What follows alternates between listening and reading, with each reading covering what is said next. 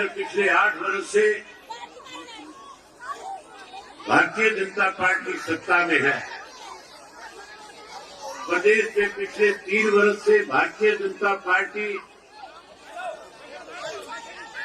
और उनकी एक सहयोगी पार्टी लगातार सत्ता में बैठ करके हरियाणा प्रदेश के लोगों के सामने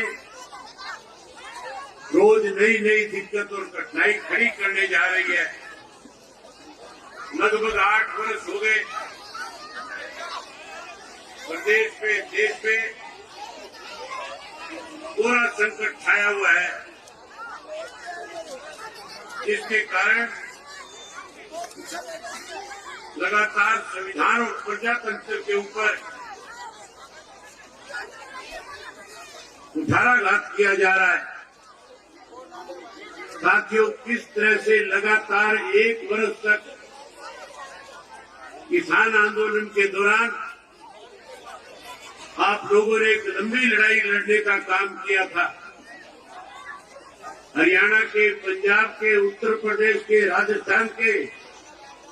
मध्य प्रदेश के किसानों ने दिल्ली के चारों तरफ लगते हुए बॉर्डर पे आकर के बैठ करके जो 3 काले कानून बने थे, उन 3 काले कानूनों को वापस कराने के लिए आप लोगों ने अपना घर बार, परिवार, खेत सब छोड़ करके देश के प्रधानमंत्री को इस बात के लिए मजबूर किया था कि जो काले कानून आपने बनाए हैं वो वापिस हो और देश के अंदर एमएसपी लागू हो। देश के प्रधानमंत्री ने वायदा किया था, जहां काले कानून वापिस लेकर के आप लोगों से माफी मांगी थी और कहा था कि मेरे से गलत फैसला लिया गया, वहीं ये भी कहा था कि देश में एमएसपी लागू हो, इसके लिए कमेटी बनाएंगे। लेकिन आज 1 वर्ष से ज्यादा समय बीत गया, आज भी एमएसपी का कानून बनाने के बजाय किसान को कैसे कमजोर किया जाए, इसके लिए रोज नई नई योजनाएं बनाई जा रही है। आज हमारे प्रदेश की हालत इस किस्म की है कि प्रदेश का किसान मजदूर अपने आप को लूटा हुआ महसूस कर रहा है। आज जहां युवाओं को बड़े बड़े वायदे करके लोग सत्ता में आए थे, आज युवा जो है सबसे ज्यादा अपने आप को ठगा हुआ महसूस कर रहा है। मैंने इस परिवर्तन यात्रा के लिए सिंगार गांव और मेवात जिला क्यों चुना था? जब हम बैठ करके आपस में इस पर चर्चा कर रहे थे कि आज प्रदेश के अंदर परिवर्तन की जरूरत है। आज जिस कांग्रेस पार्टी की जिम्मेवारी बनती थी इस मौजूदा सरकार के खिलाफ लड़ाई लड़ करके विधानसभा में और विधानसभा के बाहर सत्ता में बैठे लोगों को मजबूर करके आम आदमी के साथ न्याय हो, इसके लिए लड़ना चाहिए था। जो लोग आपकी लड़ाई लड़ने की बजाय अपने अस्तित्व की लड़ाई में लगे हुए हैं, आज हालात इस किस्म के हैं। आपने देखा होगा पीछे जब विधानसभा का 3 दिन पहले सेशन था और उस सेशन के दौरान जब मैं आप लोगों की आवाज को हरियाणा की विधानसभा में उठा रहा था, जब मैं शराब घोटाले को उजागर करने के लिए हरियाणा प्रदेश के अंदर भूमाफिया जो खड़ा हुआ था, हिसार में इंटरनेशनल एयरपोर्ट के नाम से छोटे छोटे किसानों की जमीन को ये कह करके भूमाफिया के लोगों ने, सत्ता में बैठे लोगों ने उनको बेचने पे, जमीन बेचने पे मजबूर कर दिया था। ये कहा गया था कि अगर आप अपनी जमीन नहीं दोगे तो सरकार सस्ते दाम पे इसको एक्वायर करके आपको कम पैसे देगी। इसलिए अगर आपको ज्यादा पैसा चाहिए तो प्राइवेट लोगों को जमीन बेच दो। प्राइवेट लोग कोई और नहीं थे, सत्ता में बैठे हुए लोगों के छोड़े हुए एजेंट उनके लिए जमीन खरीदने का काम कर रहे थे। उसके लिए वहां के जो 12-14 गांव के ग्रामीण थे, जिन ग्रामीणों का रास्ता बंद कर दिया गया था, जिनकी बेशम कीमती जमीन जो 10-10 करोड़ रुपए एकड़ की थी, उस जमीन को 20-25 लाख रुपए एकड़ के हिसाब से बेचने पे मजबूर करने जा रहे थे। कैसे वो अपनी जमीन बचाए, कैसे वो अपना हिसार का रास्ता छोटा करे, कैसे उनके बच्चे स्कूल और कॉलेज में जाने में दिक्कत और कठिनाई ना आए,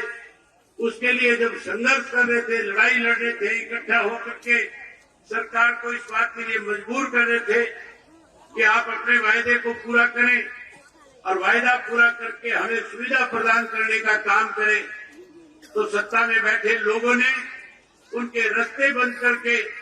उन ग्रामीणों के सामने परेशानी खड़ी करी थी। मैं उस धरने के अंदर गया, मैंने वहां जाकर के लोगों से पूछा था कि क्या दिक्कत है।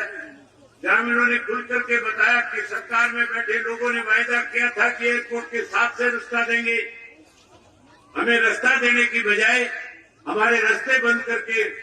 जो हमारी बेशुम कीमती जमीनें हैं उनको सस्ते में खरीदने पे, बेचने पे हमें मजबूर कर रहे हैं। साथियों, ये बात जब मैं विधानसभा में उठा रहा था और मैं विधानसभा में उन लोगों के नाम ले रहा था और कह रहा था ये लुटेरे सत्ता में बैठे हुए हैं, ये किसानों की जमीन को सस्ते में लेकर के कहीं अपने मॉल खड़े करना चाहते हैं, कहीं अपनी कोठियां बनाना चाहते हैं, कहीं यहाँ कॉलोनियां काटना चाहते हैं, तो सत्ता में बैठे लोगों को जहां इस बात को लेकर के तकलीफ हो रही थी, मैं उम्मीद करता था कि कांग्रेस के लोग मेरी बात से सहमत होंगे और कांग्रेस के लोगों ने उन लोगों के बीच में जाकर के उनसे वायदा किया था कि हम आपकी आवाज विधानसभा में उठाएंगे। उन्होंने आवाज उठाने की बजाय सरकार के साथ खड़े होकर के कहीं चुटकुले सुनाने का काम कर रहे थे। आज जिस कांग्रेस की जिम्मेवारी बनती है इस मौजूदा सरकार के खिलाफ लड़ाई लड़े, इस मौजूदा सरकार को गलत निर्णय न लेने पे मजबूर करे, आज वो सत्ता के बैठे लोगों के साथ मिलकर के हरियाणा प्रदेश को बर्बाद करने में लगे हुए हैं। इसलिए साथियों, हमने एक फैसला किया था कि हम अपने हरियाणा प्रदेश के लोगों के साथ न्याय हो, खास करके युवा पीढ़ी जो आज अपने आप को ठगा हुआ महसूस कर रही है, कैसे उस युवा पीढ़ी को फिर से न्याय मिले, कैसे उसको रोजगार मिले, कैसे उसको नौकरी मिले, कैसे वो युवा पीढ़ी फिर से अपने पैरों पे खड़ी हो सके। इसके लिए इंडियन नेशनल लोकदल पार्टी को अपनी जिम्मेवारी निभाते हुए हरियाणा प्रदेश में परिवर्तन यात्रा के नाम से लोगों के बीच में जाकर के इसकी शुरुआत करनी चाहिए। साथियों, जहां हमने इस काम को आगे बढ़ाने के लिए, इस लड़ाई को आगे ले जाने के लिए आप लोगों का सहयोग मांगने आया हूं, आपका समर्थन मांगने आया हूं, आपका आशीर्वाद देने आया हूं, वहीं आपसे एक बात और कहने के लिए आया हूं। आज मुझे 23 वर्ष हो गए हरियाणा की विधानसभा का सदस्य बने हुए। मैं सन 2000 में पहली बार विधानसभा में पहुंचा था। जब मैं विधानसभा में गया था उस वक्त चौधरी ओम प्रकाश चौटाला हरियाणा प्रदेश के मुख्यमंत्री हुआ करते थे और चौधरी ओम प्रकाश चौटाला साल में 2 दफा हरियाणा प्रदेश के हर जिले के हर गांव में जाकर के सरकार आपके द्वार कार्यक्रम के तहत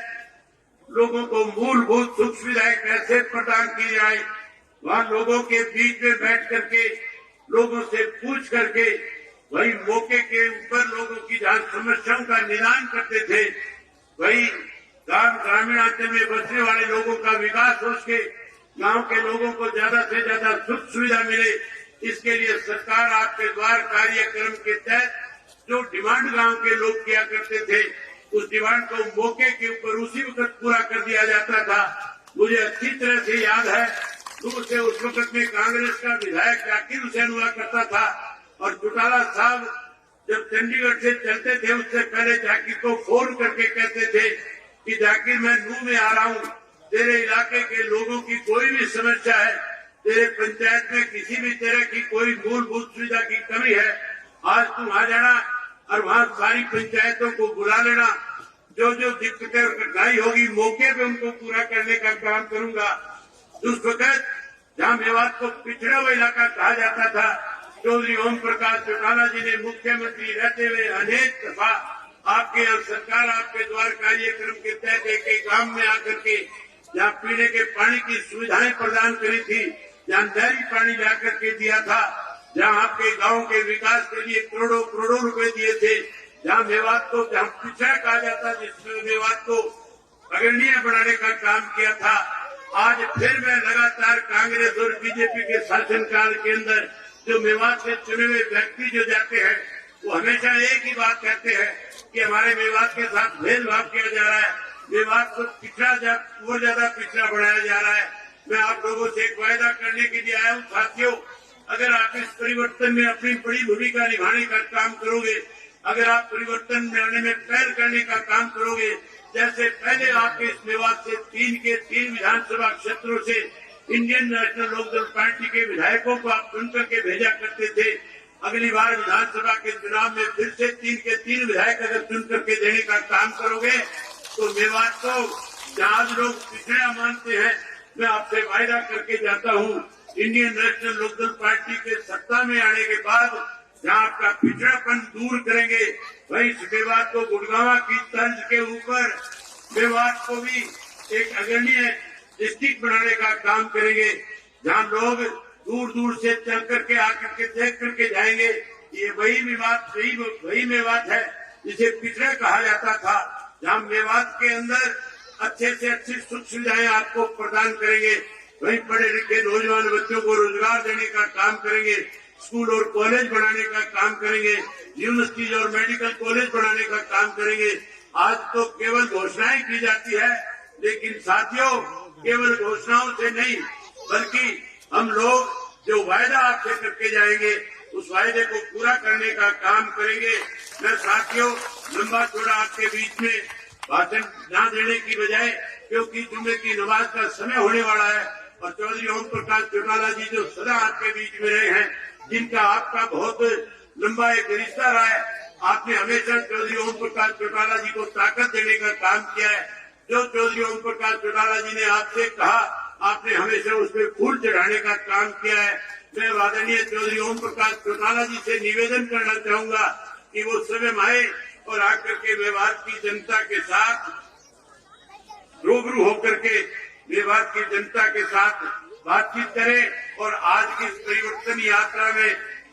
जो लोग परिवर्तन यात्रा में आज मेरे साथ जाएंगे, उन सबको आशीर्वाद देने का काम करें। मैं मेवात के लोगों से उम्मीद करूंगा कि आप इस यात्रा के अंदर अपनी बहुत बड़ी भागीदारी निभाने का काम करोगे। जहाँ साथियों मेवात के लोगों को सुविधाएं देनी चाहिए थी, आज सत्ता में बैठे लोग मेवात के नौजवानों को मारने का काम करते हैं। जब आपकी आवाज को विधानसभा में उठाया जाता है तो विधानसभा का स्पीकर हमारे स्पीकर बंद करने का काम करता है। लेकिन मैं आपसे वायदा करता हूँ, अगर आप लोगों ने मौका दिया, समय आया, तो जिन लोगों ने आज इस तरह के कृतज्ञ काम किए हैं उन लोगों को जेल की सलाखों के पीछे भेजने का काम करेंगे। मेवात के लोगों के साथ न्याय कराएंगे और जहाँ न्याय कराएंगे वहीं जिन लोगों ने आज आपके साथ आपकी अनदेखी करी है उनको जेल की सलाखों के पीछे भेजने का काम करेंगे।